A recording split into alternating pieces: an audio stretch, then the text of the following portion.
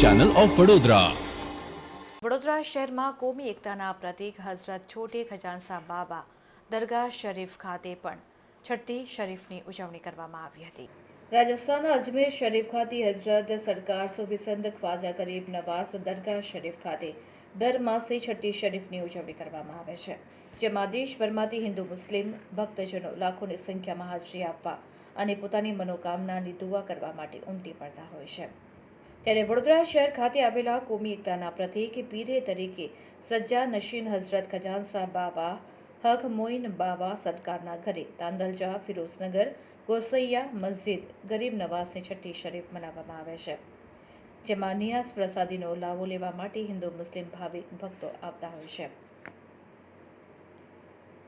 હાલમાં પવિત્ર રમઝાન માસ ચાલતો હોય રોજદારો માટે સમૂહમાં ઇફ્તિયારી કરાવવામાં આવી હતી।